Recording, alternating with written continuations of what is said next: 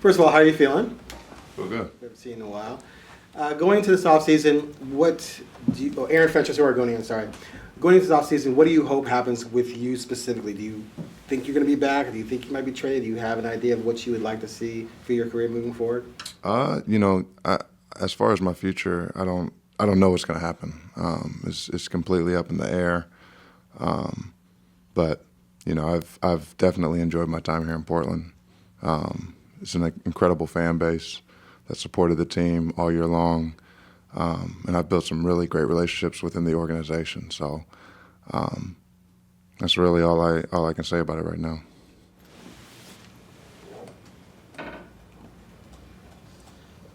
Malcolm, what did you think about Scoot kind of as the season went on? What do you think you saw from him from the start of the season to now? I saw evolution. I think the last 10, 15 games, I think he took a huge step.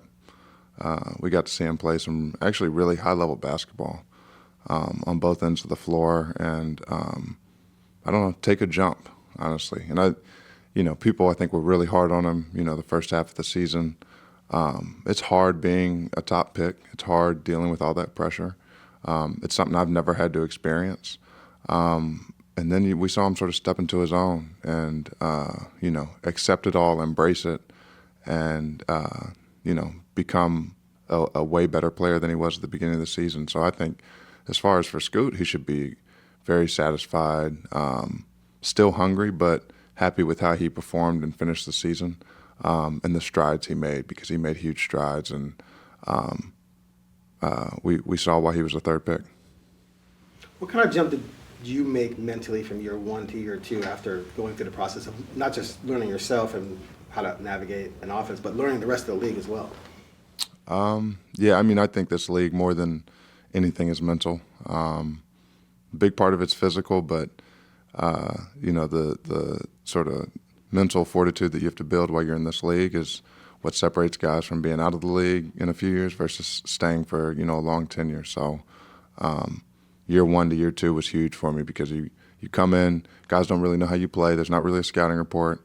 For me, I was a second-round pick. There wasn't a lot of pressure. I got Rookie of the Year, and then the scouting report is out. You're supposed to take another big jump. And my second year was I had another good year, but it was tough, and I realized this is all mental. So I mentally have to figure out how to navigate this and continue to get better. As far as working on my game every summer. And just get smarter with how I work. How would you assess Chauncey's performance coaching a team with a lot of young players where you're trying to develop and also navigating the massive amount of injuries? I thought he was incredible. I know people give him a lot of heat, which, I think they do in any high-level, high-stakes organization. The coach is going to get a lot of heat, but I think with the injuries we had and the amount of young talent we had and development we had going on, I thought he did everything he could. I think this would be a tough job for any coach that takes it, because it was a young team that's trying to figure it out. There's not a lot of experience, but I thought he did a great job.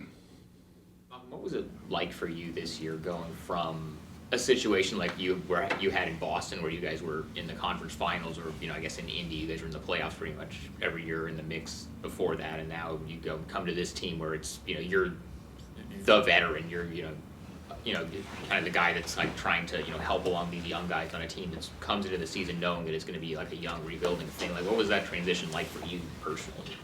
Yeah, it's definitely, for me, this year was more mental than physical. Trying to make the adjustment of being the guy in the locker room that guys look to for advice and guidance and structure. But I embraced it. I actually enjoyed the role. I thoroughly enjoy these young guys. I think they're smart, they're hardworking, they're good, high-character guys. So I enjoyed working with each and every one of them. So I can't say enough about the guys we have on this team, and as far as a locker room, this is as good as a locker room gets, as far as high-level people. So, I enjoyed the year. Malcolm, where are you at right now physically? Is the elbow good? The elbow is good. I'm not 100%, but I'm definitely getting there. I'm taking huge strides. You know, I don't know if you've seen me, but I've been on the court working out, shooting, really doing almost everything. Not everything, but almost everything. So I'm feeling really good. How close were you to being able to come back and play at the end of the year? As far as percentage, I don't know. I wasn't. I don't know if I was like on the brink of coming back, but as I said, I was making strides. I was definitely getting there. Malcolm, you know, Chauncey and Joe talked about creating a culture here, you know, past couple of seasons. I mean, what do you think is the culture being built here or has been built, you know, in Portland? I think it's a blue collar, tough, gritty culture. I think it has to be because there's so many young guys, and then the young guys you have are, you know, Scoot is tough. If he's going to be the franchise guy, you know, it's going to be an organization and a team built around toughness because he's you know, he's what toughness looks like to me as a young guy. And you know, this organization has to have a fighter's mentality, an underdog mentality. That has to be the identity going forward. Because as a team, people are going to sleep on, you know, as we start to really turn things around and take steps and try to get into the playoffs next year. Malcolm, as it pertains to taking those steps, what from sitting and kind of watching this team, what does this team need to move forward? I don't know. I'm not the GM, so you know, my job is to show up and lead on the court in the locker room. But as far as what the team needs, I'm glad I don't have to make those decisions. It seems like the first thing it needs is to stay off the injury list, right? Yeah, Do you think that had this team been remotely reasonably healthy, that it could have been a lot better? Maybe even pushed close to the play. Of course, I think this team has great pieces, but I think we have to get healthy. I think that's a huge thing for us. It's a huge team for every team. It's a huge thing for every team, but specifically for us, we had a lot of guys injured this year, and you know, us getting healthy will definitely give us a chance to be in that play-in at the very least. All right. Thank you, Malcolm. Thanks, Malcolm. Thank you, guys.